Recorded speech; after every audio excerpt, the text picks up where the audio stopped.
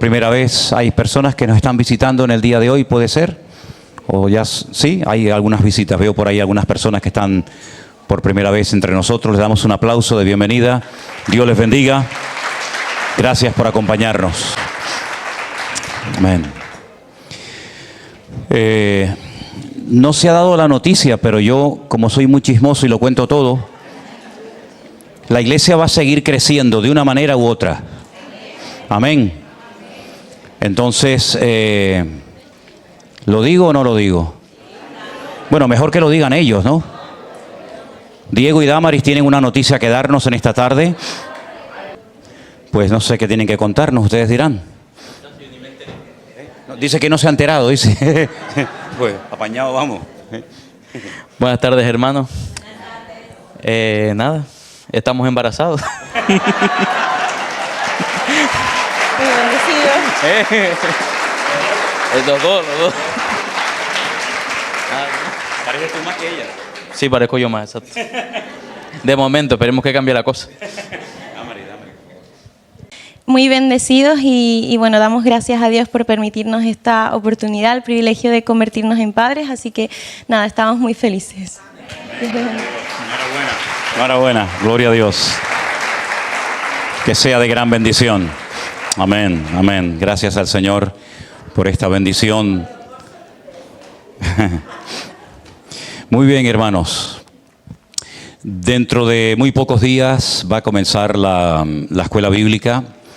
Ya algunos estarán saliendo esta semana porque algunos van en barco, otros van a ir en avión. Nuestra hermana Araceli va a ir un poco antes para arreglar todo, hacer las compras de comida, etcétera. Y van a ir viniendo de diferentes partes. Tenemos hermanos que vienen de Estados Unidos. Tenemos una hermana que, si no recuerdo mal, creo que viene de Noruega o de Finlandia, de un país de esos. En fin, vamos a tener un grupo de estudiantes muy hermoso. El primer martes del mes de abril dará comienzo a las clases y les pedimos a toda la iglesia que por favor esté orando para que estos meses que van a estar allí los jóvenes estudiando sea de gran bendición. Nuestro objetivo es preparar al mayor número posible de obreros, personas que estén bien preparadas, bien cualificadas para en un momento determinado poder servir al Señor donde haga falta, donde se les envíe. Así es que pido por favor que estén orando muchísimo por esta escuela bíblica. La vamos a tener en Alicante, concretamente en Novelda, donde tenemos la finca. Allí tenemos, gracias a Dios, unas hermosas instalaciones donde estarán pues todos los hermanos y hermanas que van a estar estudiando. Nosotros vamos a estar en principio en el mes de abril dando 2 materias, dando 2 asignaturas, las cuales yo considero que son de tremenda importancia, ¿no?, a la hora de estar preparados para poder servir al Señor. Las asignaturas que yo voy a estar dando, una de ellas se llama homilética. La homilética es, por así decirlo, la materia, la ciencia que nos ayuda a preparar mensajes, saber exponer cualquier conocimiento, cualquier tema en público, en reuniones de mujeres, de jóvenes, de niños, en cárceles, en la calle, donde haga falta, cómo se prepara un mensaje, cómo se estructura un mensaje, cómo hay que desarrollarlo. No es que yo sea un ejemplo a la hora de predicar, porque yo soy el antiejemplo, ¿no?, de cómo se tiene que predicar, en el sentido de que siempre se nos decía, yo nunca lo hice, no, soy incapaz de hacer eso, que hay que llevar todo el sermón escrito, hay que anotar todo lo que uno va a decir. Yo soy incapaz de hacer eso. Yo simplemente lo que anoto son simplemente los versículos de los cuales quiero hablar y no soy capaz de tener apuntes delante de mí. Así que no soy un ejemplo bueno a la hora de enseñar a alguien a predicar, pero por lo menos le enseñaré cómo yo lo hago, y si les sirve de algo, pues que lo utilicen, ¿no? Y después hay otra materia que es muy, muy importante y fundamental, como es la hermenéutica. La hermenéutica viene de una palabra griega y es una ciencia, es una asignatura que nos ayuda a interpretar los textos de la Biblia de una forma adecuada. Hay una serie de reglas que hay que respetar, contexto histórico, el contexto cultural, la época, el estilo, etcétera. Y creo que es una materia fundamental para que una persona pues no saque conclusiones erróneas cuando lee un texto bíblico, o no se aplique algo que no es para él, sino que simplemente tiene que extraer, hacer lo que se llama una exégesis, ¿no?, del texto, y así de esa manera pues sacar una correcta interpretación y no comenzar a inventarnos cosas que no dice la palabra, ¿no? Esas son las dos asignaturas que yo voy a estar dando en el mes de abril. Luego nuestro hermano Jerónimo y Alberto y otros hermanos van a estar también dando otras asignaturas, y esto se va a juntar con trabajo, digamos, físico. En la finca, ¿no? La finca tiene un mantenimiento y también hay que trabajar y hay que ponerla en condiciones, y forma parte también de la enseñanza, ¿no? El saber cómo la gente reacciona ante el trabajo, la puntualidad, la actitud y otras muchas cosas que son tremendamente importantes de valorar a la hora de preparar, ¿no?, a una persona para el servicio al Señor. Yo sé que a muchos les hubiera gustado ir, pero habrá otras oportunidades, habrá otros cursos. Este empieza en abril, pero no va a ser el último, ni mucho menos. De hecho, ya estoy pensando que también habrá que hacer estas escuelas bíblicas, pues lógicamente en otros países como Colombia, Perú, México y otros países donde también estamos trabajando, para también darle la oportunidad a hermanos de otras naciones que no pueden desplazarse y venir a España a estudiar, que en sus propios países pues también puedan estudiar, ¿no?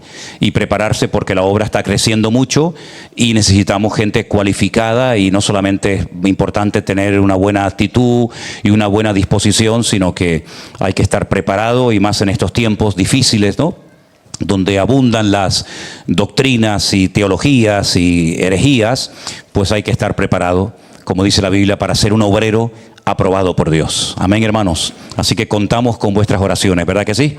Amén, perfecto. Oramos un momentito al Señor y ya nos preparamos para recibir la palabra con gozo y con alegría en el día de hoy. Padre Celestial, gracias por esta oportunidad, por este privilegio maravilloso que nos das cada semana, cada domingo, de poder estudiar tu palabra, alimentar nuestra fe por medio de ella. Te pedimos, Señor, que tú nos hables y nos ministres a través de tu hermosa y poderosa palabra, no solamente a los que estamos aquí, sino a todos los que están en diferentes partes del mundo en este momento, escuchando este culto en directo. Que tu palabra, tu bendición, también llegue a sus vidas. Te doy gracias por todo en el bendito nombre de Jesús. Amén y amén. Hay una característica de Dios que a mí ya me gustaría tenerla, y es que Él se acuerda de todos y cada uno de nuestros nombres. A mí me cuesta muchas veces aprenderme el nombre de toda la gente. A veces cuando se me acerca alguien y me dice, ¿sabes quién soy? ¿Te acuerdas de mí? ¿Sabes cómo me llamo? Me meten en un compromiso porque soy incapaz de aprenderme cientos o miles de nombres, y a veces me acuerdo de algunos y a veces me olvido de otros. Pero Dios sabe perfectamente cómo tú te llamas, hermano y hermana. Sabe dónde vives, sabe toda tu vida de principio a fin, y a Él no se le escapa ni un solo detalle de nuestras vidas. La primera persona que oyó su nombre, porque hay una característica de Dios, y es que Dios no nos pone apodos, no nos pone un seudónimo, no nos pone un mote, sino que nos llama por nombre.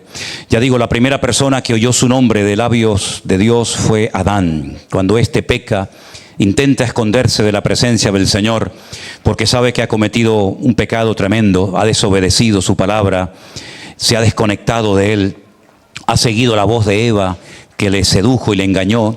Pues él escuchó su nombre, y el Señor no lo llama para humillarlo, sino para restaurarlo, porque esa es otra característica preciosa de nuestro Dios. Él conoce nuestros errores, el diablo también los conoce. Por eso vas a ver que en la Biblia ni una sola vez Satanás llamó a una persona por su nombre. Siempre te recuerda tus pecados, tus tropiezos, tus caídas, todo lo que has hecho mal, pero nunca llama a la gente por nombre. Sin embargo, nuestro Dios conoce nuestras caídas, nuestras debilidades, nuestros pecados, nuestras debilidades, pero no nos llama por ellas, sino nos llama por nuestro nombre, lo cual es realmente maravilloso, ¿verdad? Pero el primer personaje del cual quiero hablar, aunque sea un instante, es el que se encuentra en Génesis capítulo 23. En el capítulo 22 del libro del Génesis, Abraham recibe una orden de parte de su Dios que seguramente le sacudió el alma. Cuando un hijo pierde a sus padres, dice que es huérfano, ¿verdad? Cuando una esposa pierde a su marido, dice que es viuda. O cuando un esposo pierde a su esposa, dice que es un hombre viudo. Pero cuando un padre pierde a un hijo o a una hija, no hay un nombre al cual se le pueda utilizar, ¿verdad? Es un dolor indescriptible. y el Dios al cual él adora y sirve, ya le ha dejado todo, casa, padre, amigo, familia, herencia, fortuna, todo, ahora le pide que sacrifique a su hijo. Pero para que no haya género de dudas, para que sepa a qué hijo concretamente Dios se refiere, en el capítulo 22 de Génesis, voy a estar leyendo a partir del versículo 1, para que lo tengan preparado arriba. Aconteció después de estas cosas que Dios probó a Abraham. Es una prueba grande. Y le dijo a Abraham, y él respondió, heme aquí. Y le dijo, toma, escuchen los datos que le da, toma ahora tu hijo, tenía dos, Ismael e Isaac, pero le dice, toma tu hijo, tu único.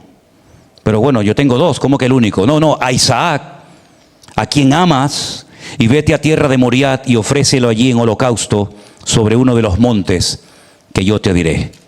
Él vivía a 3 días de camino del monte Moriat en Jerusalén. Él estaba en el sur, en Beersheba, ciudad que por cierto hoy ha sido atacada con un misil procedente de Irán. No ha habido víctimas, gracias a Dios.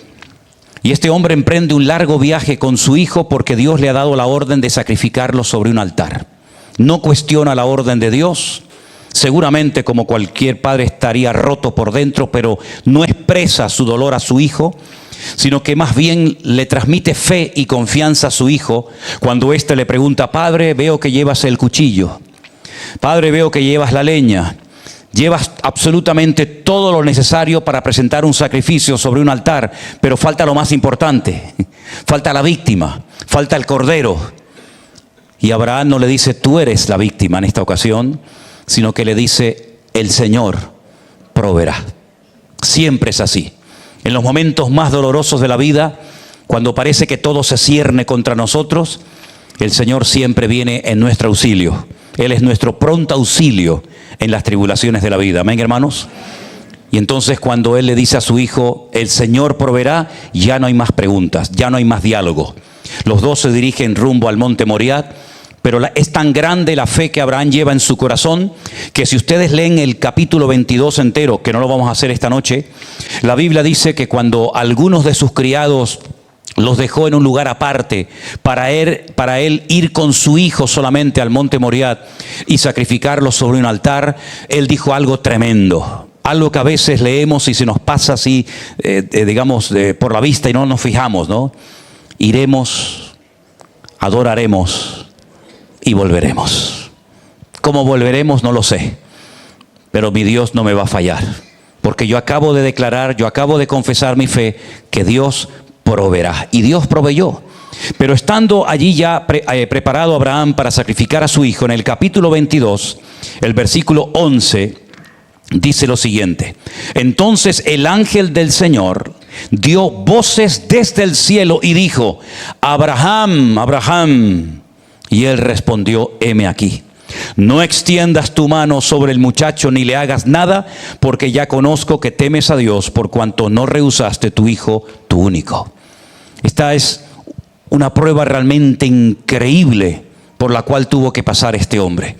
Yo no sé cómo hubiéramos respondido nosotros si en esa época el Señor nos hubiera dado esta orden.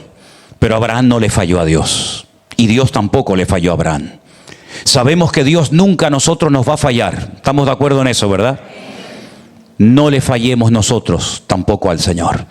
Dios lo llama por nombre, lo detiene y allí ocurre algo tremendo.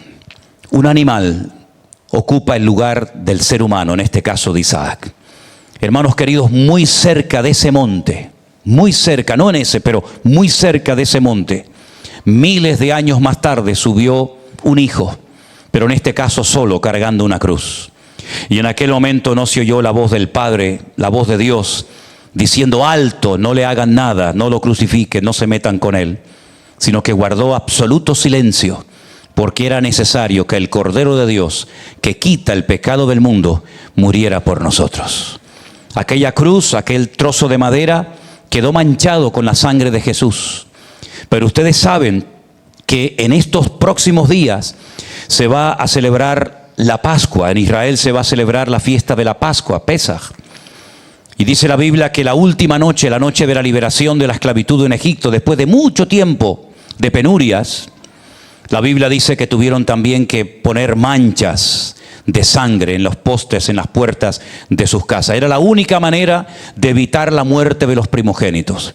Pues exactamente igual que la sangre de aquellos animalitos inocentes, corderos, evitaron que murieran los primogénitos que estaban dentro de aquellos hogares con aquellas familias, nosotros hoy en día podemos estar tranquilos y seguros porque la sangre de Jesucristo fue derramada por nosotros. Y así como ellos fueron protegidos de la muerte, nosotros también seremos librados de todo aquello que el diablo quiera lanzar contra nuestras vidas, porque mayor es el que está en nosotros que el que viene contra nosotros. ¿Cuántos dicen amén? Abraham salió victorioso. Aquí está la prueba, aquí está el texto bíblico para que en todas las edades, iglesias y denominaciones del mundo podamos siempre hablar de la fe de este hombre que realmente fue un hombre extraordinario, todo un gigante de la fe. Pero hay otro llamado que Dios hace también por nombre y lo encontramos también en el libro del Génesis. En esta ocasión nos vamos al capítulo 46 del libro del Génesis. Un hombre tiene que tomar una decisión. Se acaba de enterar de algo tremendo. Le habían dicho sus hijos que José lo había matado una fiera del campo. Ahora resulta que es mentira. Ha estado más de 20 años sufriendo y llorando todos los días porque su amado hijo José lo había dado por muerto. Pero ahora resulta de que le dicen que no, que José está vivo y lo está llamando. En este caso es el hijo el que llama al padre, no el padre al que llama al hijo. Pero él tiene que dejarlo todo y emprender un largo viaje. Ya tiene más de 100 años.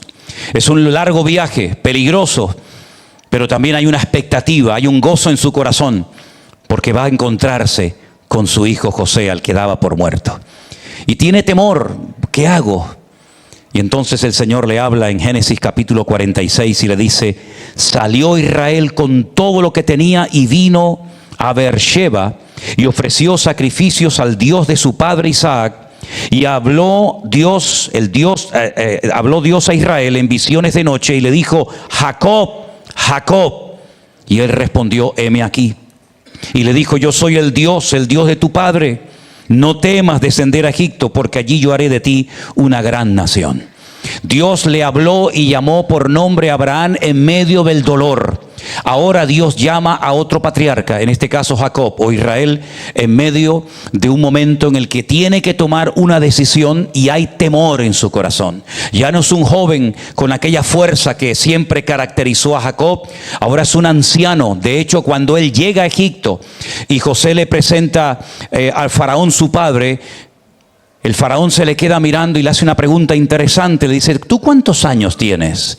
Tal vez lo vio muy deteriorado, lo vio muy desgastado, lo vio muy anciano. Eran muchas las pruebas que había pasado este gran varón de Dios. Y le dice: tengo pocos años y malos. Y tenía nada más y nada menos que 147 años. Y él dice: tengo pocos y malos han sido mis años sobre la tierra, ¿no? Pero esa palabra Jacob, Jacob, el oír su nombre de los mismos labios de Dios, reconfortó su corazón y fue lo que él necesitaba, una palabra en medio de un momento de incertidumbre. Qué bien viene una palabra de Dios, un texto bíblico, un versículo, una parábola, una historia bíblica, en momentos cuando estamos confundidos, desorientados, atemorizados, ¿verdad? Por la presión, por los cambios, por la circunstancia. Qué hermoso es saber que nuestro Dios está con nosotros y nos habla en medio de nuestros temores. ¿Cuántos dicen amén? Pero hay otro pasaje también muy interesante en el segundo libro de la Biblia, el libro del Éxodo, donde Dios llama a otro gran hombre de Dios. Sin lugar a dudas, estoy hablando de Moisés. Éxodo capítulo 3 dice: apacentando Moisés las ovejas de Jetro, su suegro, sacerdote de Madián, llevó las ovejas a través del desierto y llegó hasta Horeb, el monte de Dios. Y se le apareció el ángel del Señor en una llama de fuego en medio de una zarza, y él miró y vio que la zarza ardía en fuego y la zarza no se consumía. Entonces Moisés dijo: iré yo y veré esta grande visión, ¿por qué causa la zarza no se quema? Y viendo el Señor que él iba a ver, llamó Dios en medio de la zarza y dijo: Moisés, Moisés. Y él dijo: heme aquí. Moisés lleva 40 años apacentando las ovejas de Jetro, su suegro. Un hombre que pasó los primeros 40 años de su vida en el palacio en Egipto. No le faltó nunca de nada. Vivía como un auténtico príncipe, como un auténtico hijo del faraón, el hombre más poderoso de la tierra en aquel momento. Buena comida, buena ropa, buena cama, pero de la noche a la mañana tiene que huir al desierto como un criminal y refugiarse en el desierto para salvar su vida. Cuando Dios lo llama por medio de esta visión, de esta zarza, y él escucha su nombre, Moisés tiene 80 años. Ha cambiado mucho la vida de Moisés. Ya no tiene aquel empuje, ya no tiene aquel entusiasmo por sacar a su pueblo de la esclavitud, porque él lo intentó y fracasó.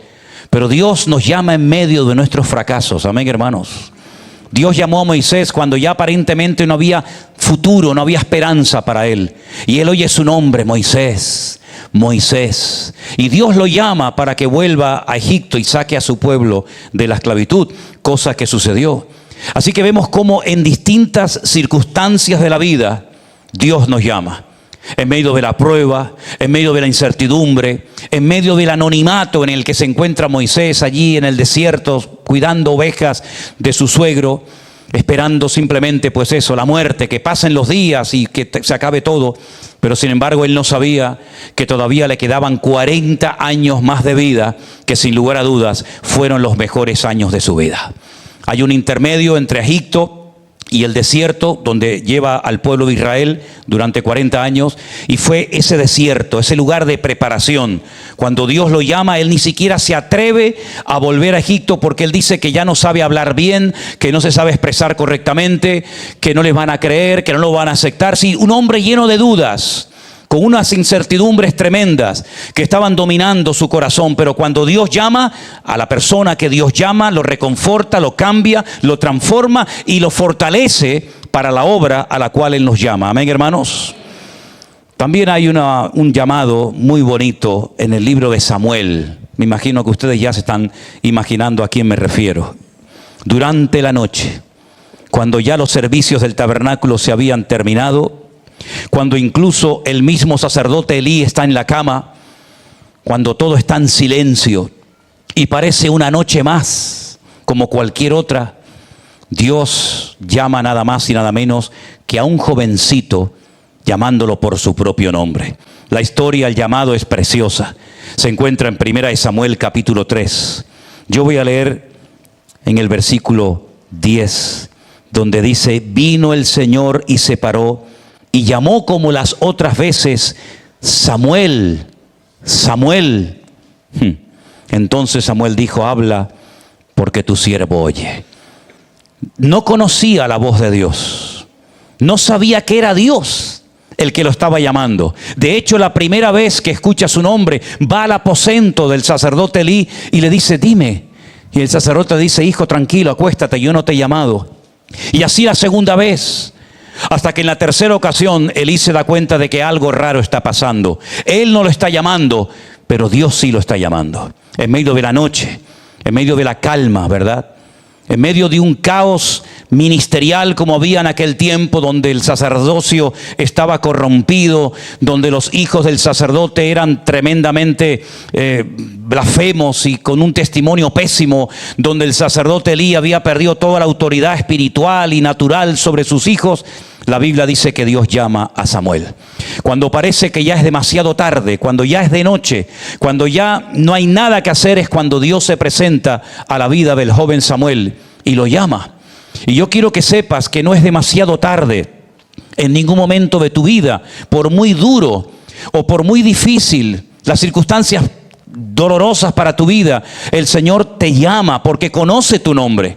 Y sabe cuál es tu necesidad, y sabe qué es lo que te agobia, y sabe qué es lo que te roba la paz, y sabe lo que te perturba. El Señor nos llama por nuestro nombre. De hecho, todos y cada uno de nosotros estamos en esta tarde aquí porque Él un día se acordó de nosotros. O mejor dicho, nosotros un día nos acordamos de Él, ¿verdad? Porque Él nunca se olvidó de nosotros y nos llamó por nombre.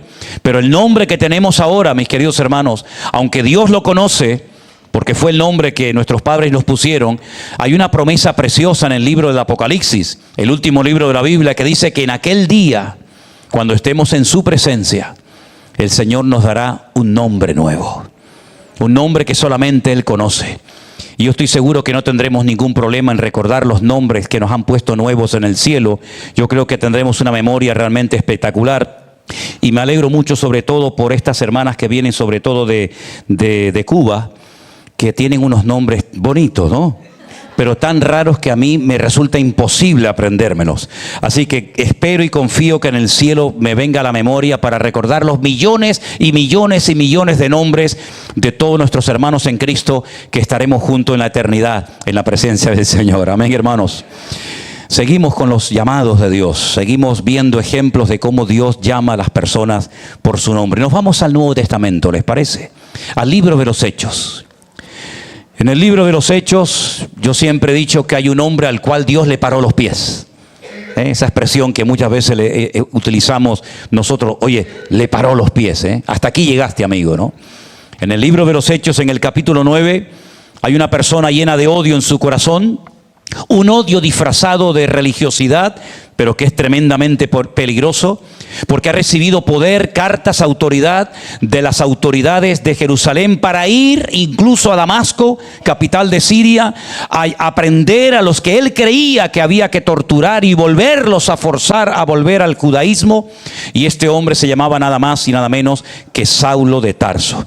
En el capítulo 9 la palabra de Dios nos dice que Saulo va rumbo a Damasco con estas cartas en su poder, dispuesto a prender a hombres y a mujeres de este camino que él pensaba que era el camino equivocado.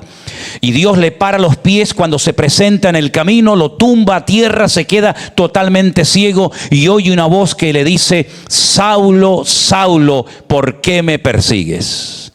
Dura cosa te es dar coces contra el aguijón. Cuando Saulo está tumbado en tierra, incapaz de moverse, él pregunta: ¿quién eres, Señor?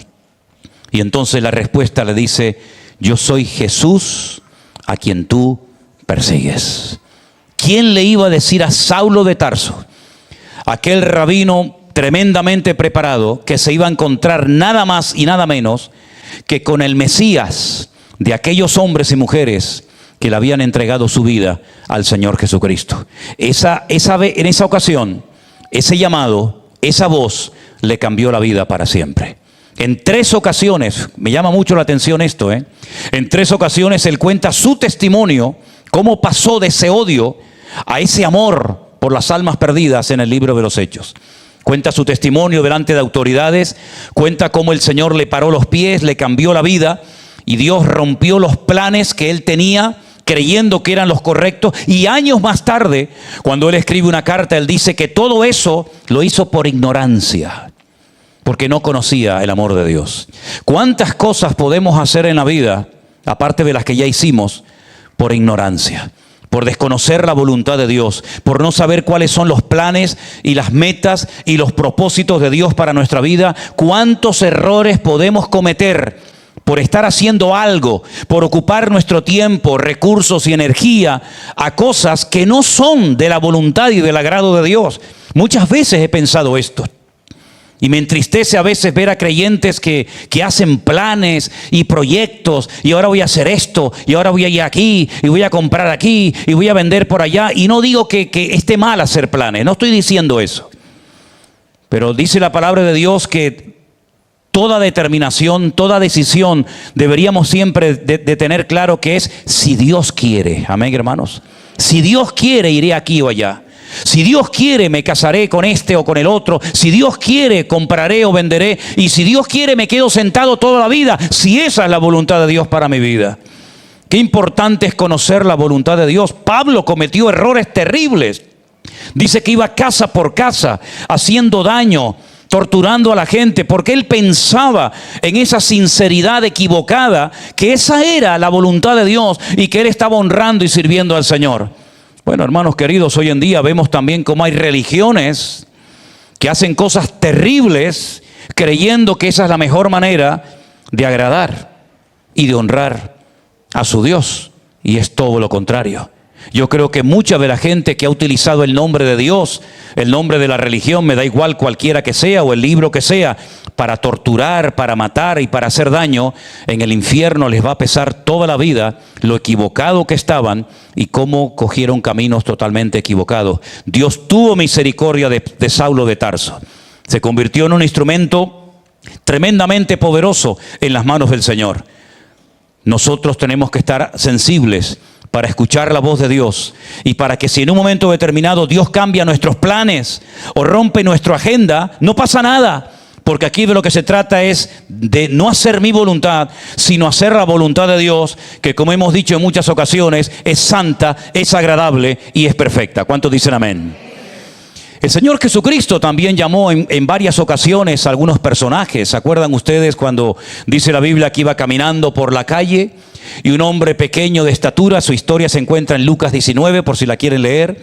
La palabra de Dios dice que había un jefe de los publicanos, rico, que quería ver a Jesús, pero no podía a causa de su pequeña estatura.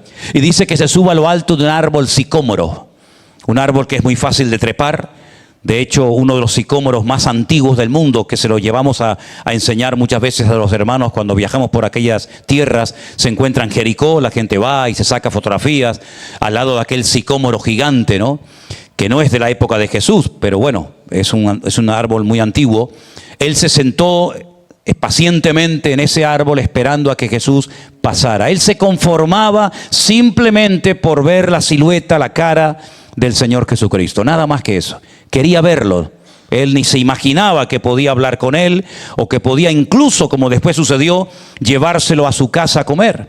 Él estaba allí tranquilamente y cuando Jesús está pasando por debajo de aquel árbol, imagínense la escena, hermanos, Jesús se detiene al pie de ese árbol. Podía haber pasado de largo, como muchas veces pasó de largo por casas, por ciudades, por pueblos y aldeas. Pero en esta ocasión Lucas 19 nos dice que Jesús se detiene, se para al pie del árbol y mirando hacia el árbol le dice: Zaqueo, date prisa, baja, porque hoy es necesario que comamos, que posemos en tu casa. La sorpresa de Zaqueo fue mayúscula. Jamás en la vida Zaqueo se podía imaginar que no solamente vería al Señor, sino que escucharía su nombre y podría llevar al maestro a su casa. ¿Cuánta gente hubiera dado cualquier cosa con tal de llevarse un par de horas o unos minutos al Señor Jesucristo a su casa? Pues este hombre tuvo ese privilegio. Y dice la Biblia que Jesús va con sus discípulos, se sienta a la mesa, no dice absolutamente nada, porque hay cosas que Zaqueo tiene que hacer para que el Señor comience a obrar en su hogar. Igual nosotros, a veces decimos, bueno, que Dios haga esto, que Dios haga lo otro, y claro que Dios hace muchas cosas porque es todopoderoso y tiene toda la autoridad en el cielo, en la tierra y aún debajo de la tierra. Pero hay cosas, hay decisiones que nosotros tenemos que tomar en muchas ocasiones. Y en este caso Zaqueo sabía perfectamente que toda su riqueza, ¿de dónde provenía ese dinero? Él era el jefe de la agencia tributaria. ¿Conocen la agencia tributaria? Está abajo aquí en la, ¿cómo se llama la calle? Bravo Murillo, creo que se llama la calle. Ahí está el muro de los lamentos. Ese es el muro de los lamentos de España. La agencia tributaria. Y él era el jefe de la agencia tributaria, el recaudador de impuestos para el Imperio Romano. Bien situado, bien posicionado. Mira, si los publicanos les gustaba meter la mano y llevarse más de la cuenta, imagínate el jefe de ellos. Tendrían que darle algo de comisión, seguro. Pero hay un momento en que Zaqueo le dice al Señor: Señor, si en algo he defraudado a alguno, mira cómo sabía él por dónde iban los tiros, Si en algo he defraudado a alguno, se lo devolveré cuadruplicado. ¿Por qué cuadruplicado? Porque él es judío. Y como buen judío, conocedor de la Torá, de la ley de Moisés, sabía que cuando una persona robaba un objeto, un animal o lo que fuera, tenía que devolver lo que había robado más 4 veces más. Era una especie de demostración de que vas en serio en el genuino deseo de cambiar y de querer pedir perdón. Se lo devolveré cuadruplicado, una fortuna. Y la mitad de mis bienes, además de eso, se la voy a dar a los pobres. Y es entonces cuando se levanta el Señor y le oímos hablar por primera vez en la casa de Zaqueo. Y le dice: hoy ha venido la salvación a esta casa, por cuanto él también es hijo de Abraham. No lo ha estado haciendo bien, no ha llevado una vida correcta, no ha ido en la línea recta, pero quiere cambiar. Y cuando una persona quiere cambiar, el Señor le ayuda a cambiar y a ser un instrumento útil en las manos de Dios. ¿Cuántos dicen amén? Como Dios va llamando a las personas, ¿verdad? Como llamó por nombre a sus discípulos, no dijo, tú, ¿cómo te llamas? ¿Cómo? Pedro, sí, ven, vente para acá. ¿Tú cómo te llamas? Santiago, ¿cómo? El Señor no fue llamando nunca a la gente así. El Señor sabía perfectamente Pedro, Santiago, Juan, Tomás, Bartolomé, Felipe. Él los llamaba por nombre, porque Él conoce nuestro nombre. Y detrás del nombre hay un carácter, hay una familia, hay unos gustos, hay muchas cosas detrás de un nombre, ¿verdad? Y el Señor fue llamando uno por uno a sus discípulos. Pero también me llama la atención que cuando Él resucita, hay una historia muy bonita en Juan capítulo 20, el versículo 16. Si me puedes poner ese versículo un segundito. Dice, Jesús le dijo, María Magdalena. Volviéndose ella le dijo, Raboni, que quiere decir maestro. María estaba llorando a la puerta del sepulcro porque pensaba que habían robado el cuerpo de su maestro, de su Señor. Y resulta que el Señor no había sido robado por nadie, sino que había resucitado. Y entonces es cuando Él le dice, María. Y ella reconoce la voz de su amado. ¿Reconocemos nosotros la voz del Señor cuando nos habla?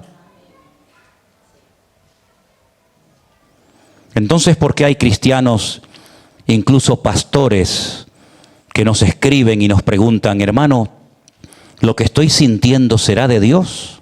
¿O será mío? ¿O tal vez será el diablo que me está engañando? ¿Cómo es posible que sepamos capaces en la oscuridad de la noche de discernir el llanto de nuestro hijo y saber que es nuestro hijo el que está llorando y no otro? ¿Y cómo es posible que a veces la voz del Señor nos resulte tan difícil entenderla en medio de tantas voces que podemos escuchar a lo largo de nuestras vidas? La Biblia nos dice en el libro del Cantar de los Cantares que la esposa, la amada, estaba acostada y oyó la voz de su amado. La oyó perfectamente. La reconoció, la sabía discernir perfectamente. Ella podía describirte cómo era él desde los pies hasta la cabeza. De hecho, lo hace. Si ustedes analizan el libro del Cantar de los Cantares, que para mí es uno de los libros más interesantes y hermosos de la Biblia, porque es el libro que habla del tema más importante de toda la Biblia. El tema más importante según la palabra de Dios, ¿cuál es? Es el amor. Pablo dijo, ahora permanecen la fe, la esperanza y el amor, estos tres, pero el mayor de ellos es el amor. En el cielo no vamos a orar. ¿Para qué vamos a orar? En el cielo la fe no nos va a hacer falta, las doctrinas, las predicaciones, los ayunos, nada de eso nos va a hacer falta. Cosas tan importantes. Pero dice la Biblia que permanecerá por la eternidad el amor. Y el tema del libro del Cantar de los Cantares no es la fe, no es la obediencia, no es cualquier otro tema, sino es el amor. Y ella es capaz de describir a su amado porque lo ama, pero no es capaz de esforzarse por él. Esta es una incongruencia. Ella sabe que es la voz de su amado, ella sabe que él la está llamando, pero ella dice, me acabo de acostar, me acabo de lavar los pies y no me voy a levantar porque es demasiado esfuerzo. ¿Les podemos contar algo, Elena, así como un secreto, ahora que no nos escucha nadie? Les voy a contar un secreto matrimonial. ¿A alguien le interesa? Como si no nos conociéramos, ¿no? Estábamos en Italia el año pasado, si no recuerdo mal, en el mes de octubre, casa del pastor Antonio Panocchia, nuestro hermano y amigo, al cual le mando saludos. Él tiene una casa de 2 plantas. Generalmente nosotros dormimos en la parte de arriba. Hay unas escaleras muy empinadas y allá hay como una guardilla de madera muy bonita. Y allí, cuando vamos a Italia, nos quedamos a dormir, Elena y yo, en la casa del pastor. Yo estaba arriba, acostado en la cama. Elena tuvo que bajar esas escaleras empinadas para ir al baño. Y hay un momento que me dice Elena desde abajo, las zapatillas o algo. Una toalla, sí. Por favor, ¿me puede bajar una toalla que se me olvidó? Tirarme la toalla, fíjate, no era ni bajársela, tirarme la toalla. Y yo le dije, perdonen, pero es la verdad. Jolín, Elena, estoy en la cama ahora. me voy a levantar para tirarte la toalla. Y me salta y me dice, así le dijo la amada a su amado, estoy en la cama y me acabo de lavar los pies. Mira, cuando me dijo esa palabra, me dio un vuelco el corazón, me levanté como un resorte, cogí la toalla y se la di. Porque me sentí tan miserable, tan culpable. Sí, apláudele al Señor si quiere. Fue el versículo idóneo. ¡Qué vergüenza, Dios mío! También le dijo una, estoy en la cama y no me voy a levantar, me acabo de lavar los pies. Y yo me sentí aludido, dije, qué vergüenza, Dios mío, qué vergüenza. Si me hubiera pedido en ese momento cualquier cosa, se lo hubiera bajado. No me la pidió. Hermanos queridos, ella podía describir cómo eran los dientes, los ojos, el pelo, las piernas, los ojos de su amado. Pero cuando éste le llama, es demasiado esfuerzo para levantarme.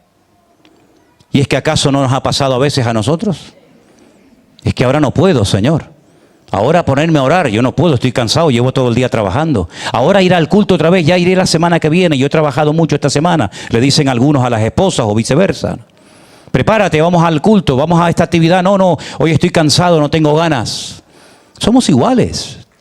Somos exactamente iguales. Siempre hay algo tal vez más importante, el hijo, hay que lavar el coche, hay que cambiarle el aceite al coche, tengo que atender a un cliente, tengo que mandar un WhatsApp. Lo mismo que esta mujer. Y el Señor la llamó y cuando se dio cuenta del disparate que había cometido de no abrirle a su amado, es como una metáfora, no abrirle al Señor, ya el Señor se había marchado. Yo tengo una teoría, esto no es Biblia, es simplemente una teoría. Yo creo que hay oportunidades que llegan en la vida una vez. Las aprovechas y te subes al carro o pasó de largo, hermano. Y yo creo que no solamente en la vida a nivel secular, sino incluso a nivel de iglesia, a nivel ministerial, hay oportunidades que llegan una vez en la vida y las aprovechas o pasan de largo y el Señor levantará y utilizará a otra persona. Por eso yo creo que estamos en un momento dulce, estamos en un momento hermoso, porque nosotros entendimos lo que el Señor quería hacer y el Señor tenía muchas sorpresas preparadas, pero el precio, amigo, el precio se tuvo que pagar para poder obtener la bendición de Dios. ¿Cuántos dicen amén? Y finalmente, el último llamado del cual yo quiero hacer referencia, y ese sí lo voy a leer directamente de la Biblia, se encuentra, como no podía ser de otra manera, en el último libro de la Biblia. ¿Cuál es? El libro del Apocalipsis, así es. En el capítulo 3 de este hermoso y maravilloso libro, encontramos un mensaje a una iglesia entera. Los llamados que hemos oído fue a un hombre llamado Abraham, a un hombre llamado Moisés que está solito en el desierto, a un viejito que está en la incertidumbre de qué hago, que si voy, si no voy, a Jacob, a un niño jovencito en la oscuridad de la noche. Vemos cómo Dios fue llamando a personas a nivel individual, pero ahora llama a una iglesia. Ojo, porque el mensaje no tiene desperdicio. Apocalipsis capítulo 3, verso 14 dice, escríbele al ángel de la iglesia en la Odisea, he aquí el amén, el testigo fiel y verdadero, el principio de la creación de Dios, dice esto. A ver qué es lo que tiene que decir el Señor. Yo conozco tus obras, no eres ni frío ni caliente. Ojalá fuese frío o caliente. Pero por cuanto eres tibio y no frío ni caliente, te vomitaré de mi boca. Madre mía. Pero tú dices, la iglesia decía, imagínense que nosotros, como Centro Evangélico Vida Nueva, entre nosotros habláramos de esta manera. Fíjate tú qué arrogancia, Dios mío, qué soberbia, Dios nos libre. Somos ricos, nos hemos enriquecido, de ninguna cosa tenemos necesidad. ¿Te imaginas que nosotros habláramos así? ¿Te imaginas que los jóvenes en los cultos hablaran de esta manera? Somos una iglesia rica, no nos hace falta de nada, lo tenemos todo. ¿Te imaginas qué vergüenza que habláramos entre nosotros en esos términos? Pero el Señor le dice, pero tú no sabes, escuchen los adjetivos, que eres un desventurado, miserable, pobre, ciego y desnudo. Nada que ver con lo que ellos pensaban de sí mismos. Por tanto, yo te aconsejo, ya es que no puede dar ni órdenes a la iglesia, sino consejos, ¿verdad? Te aconsejo que compres oro refinado en fuego, es un símbolo de la fe, para que seas rico, vestiduras blancas para vestirte, la justicia de Dios, ¿verdad? Aplicada al creyente, la comunión con Dios. para que no se descubra la vergüenza de tu desnudez. Unge tus ojos con colirio para que puedas ver la visión, la percepción, la sensibilidad espiritual que la habían perdido. Yo reprendo y castigo a todos los que amo. Sé pues celoso y arrepiéntete. Y ahora viene el versículo que yo creo que todo creyente o la inmensa mayoría de los creyentes conocen de memoria. Léalo conmigo. He aquí yo estoy a la puerta y llamo. Si alguno oye mi voz y abre la puerta, entraré a él, cenaré con él y él conmigo. Estoy a la puerta. Imagínense por un momento que nosotros que empezamos este culto hace un rato, hemos estado cantando canciones rápidas, canciones lentas. Hemos tenido la oportunidad de ver un pequeño vídeo de una actividad juvenil que ayer se llevó a cabo en el Puerto de la Cruz. Los niños están ahora en la escuela dominical escuchando a las maestras dándole las instrucciones bíblicas. Estamos ahora predicando la palabra. Estamos retransmitiendo este culto en directo donde seguramente hay cientos o miles de personas viéndolo ahora mismo. Había una lectura bíblica que ha traído nuestra hermana Agustina. Y nos vamos del culto. Imagínate por un instante que el Señor no estuvo en este culto esta tarde. Imagínate por un instante que el Señor no vino a la reunión, no vino al culto. Mi pregunta es entonces, ¿a quién le cantamos? ¿A quién vinimos a adorar si Él no estaba? ¿Sabéis que en nuestras iglesias no hay estatuas, no hay santos, no hay vírgenes, no hay muñecos de idolatría? Por lo tanto, no hemos venido a ver a una estatua en particular, hemos venido a rendirle culto a un Dios espiritual, a un Dios invisible, que no es materia, pero que sabemos que hace acto de presencia, donde están los hermanos juntos en armonía, donde nos reunimos en su nombre. Pero imagínate por un instante que Él esta tarde no estuvo con nosotros en el culto. Sería un caos, sería un desastre. Fue una reunión social de amigos, de conocidos. Pero entonces, ¿a quién adoramos, hermanos queridos? Esa era la tragedia por la cual estaba atravesando la iglesia de la Odisea, la última de la lista. Porque, oye, la primera, la iglesia de Éfeso, bueno, ya no tenían el mismo amor por el Señor que al principio. Bueno, es terrible, sin lugar a duda, una situación caótica. Pero había remedio, había esperanza. Había otra iglesia donde había falsas doctrinas. Y bueno, con corrección, con sana doctrina, con palabras se puede corregir la mala enseñanza de una congregación. No será la primera vez ni la última. Había una congregación donde había una tal Jezabel, que puede ser que se llamara así o fuera un nombre, un seudónimo, ¿verdad? Para referirse a una mujer que daba falsas profecías, levantaba una falsa expectativa en la iglesia. También se puede corregir, lógicamente, con autoridad y poniendo las cosas en su sitio. Había una iglesia que dice que tenía nombre de que estaba viva, pero estaba muerta. Bueno, también el Señor puede avivar una obra que por lo que sea se ha ido apagando y enfriando y muriendo. Pero es que esta iglesia, desde mi punto de vista, es la peor de todas. Porque habían perdido lo más grandioso, que era la presencia del Señor, y no se habían percatado, no se habían dado cuenta de que ya Dios no hablaba, no se movía, no se manifestaba en los cultos. Eran calientabancos, eran religiosos. Y la religión no salva. Cristo no vino a traer una religión. Cristo vino a avivar nuestros corazones, a poner el fuego de su presencia, a darnos vida y vida en abundancia, a volvernos a conectar con la fuente de la vida, que es nuestro Padre Celestial. Imagínate por un instante que perdemos la sensibilidad de entender, de discernir, de oír la voz de Dios. Sería una tragedia, y más en estos tiempos en los que tantos están hablando y cada uno opina y cada uno dice esto y un otro dice lo otro. Yo creo que tenemos que afinar nuestros oídos espirituales más que nunca, hermanos. Porque en la Biblia hay casos, hay momentos puntuales donde Dios con voz audible, escuchen bien lo que les digo, Dios con voz audible habló, y hubieron algunas personas que dijeron: no, me parece que eso fue un trueno. Lo habéis leído, ¿verdad? Y Dios habló cuando Dios dijo en el río Jordán: este es mi Hijo amado, en el cual tengo complacencia. ¿Cuánta gente oyó esa palabra del cielo? Pues todos los que estaban allí. ¿O solamente esa palabra la oyó el Señor Jesucristo y Juan el Bautista? Yo creo que no. Yo creo que cuando Dios habla, habla para que todo el mundo oiga la palabra. Dice: si oyereis hoy su voz, no endurezcáis vuestros corazones. como vuestros padres en el desierto, ¿verdad? Que endurecieron sus corazones como el pedernal.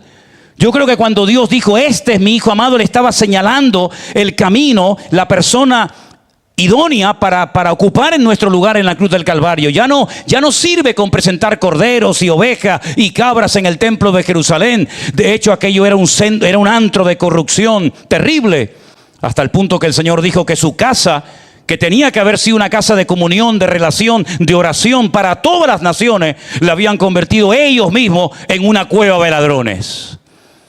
Y oyeron la voz de Dios, pero ¿cambiaron? No cambiaron. Y cambiaron cuando vieron al Señor Jesucristo en el huerto de Getsemaní diciendo, yo soy. ¿A quién vienen a buscar? ¿A quién vienen a aprender? Bueno, venimos a buscar a Jesús de Nazaret. Y Él dice, yo soy. ¡Pum! Y caen todos al suelo. Cuando se levantaron, siguieron igual. Nadie dijo, oye, qué autoridad, ¿no? Qué poder. Además, incluso a uno que le habían cortado la oreja, este sí que no podía oír bien, ¿no? Pero a este que le habían cortado la oreja, el Señor hasta lo sana en aquel momento. Delante de toda aquella gente. ¿Cambiaron? No. Se lo llevaron a 6 sitios diferentes, a la casa de Anás, a la casa de Caifás, a la casa de Herodes, a la casa de Pilato, y de un lugar a otro. ¿Cambiaron? ¿Reaccionaron? No. ¿Habían oído la voz del Señor? Claro que la habían oído. Miles de personas habían oído la voz del Maestro. Pero oír no es suficiente. Oír no es suficiente. Creer no es suficiente. No solamente es importante oír. La Biblia dice que hay gente que oyó, pero no quiso poner en práctica la palabra, y vinieron las aves del cielo y se llevaron la semilla de sus corazones. Es importante oír, claro que sí. El que tiene oído, dice la Biblia, para oír, oiga la voz de Dios, la voz del Espíritu. Pero no solamente hay que oír, hay que creer. Y no solamente hay que creer, hay que poner en práctica la palabra, para que de esa manera hayan cambios, transformaciones, renovaciones, avivamiento en nuestra vida. Entonces no solamente Dios llamaba a hombres y a mujeres a lo largo de la historia bíblica, sino que hoy en día Dios sigue llamando gente. Y yo entendí cuando Dios me llamó, ¿saben?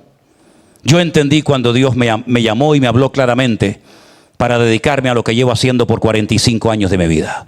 Y no cambiaría nunca, jamás, el llamado de Dios por ninguna otra cosa. Me dieran y me ofrecieran lo que fuera. Hermanos queridos, estemos atentos a la voz de Dios. Y sobre todo, Dios habla hoy en día a través de su palabra y a través de la obra y figura de Jesús. Dice la Biblia, Dios, habiendo hablado muchas veces en otro tiempo a nuestros padres por los profetas, en estos postreros días nos ha hablado por medio del Hijo. Y las palabras del Hijo las tenemos aquí, incluso en algunas Biblias. Seguramente algunos de ustedes la tendrán. Hasta las palabras de Él las tenemos en rojo, para saber que cuando esas palabras están en rojo en la Biblia, son palabras que pronunció nada más y nada menos que el Señor Jesucristo. Dios conoce tu nombre, no te preocupes, vive tranquila, duerme tranquila, porque el Señor conoce tu necesidad y tu vida, y Él vendrá a tu encuentro en el momento que lo necesites. ¿Cuántos dicen amén? Oramos al Señor. Padre Celestial, gracias por tu palabra, Señor. Gracias por tu paciencia con nosotros. Y gracias, Señor, porque tú hablas claramente a nuestras vidas. Y nosotros queremos responder como decían tus siervos. Heme aquí, Señor. Aquí estamos. Haz con mi vida lo que tú quieras. Tú llamaste a tu siervo Abraham en medio de un dolor tremendo.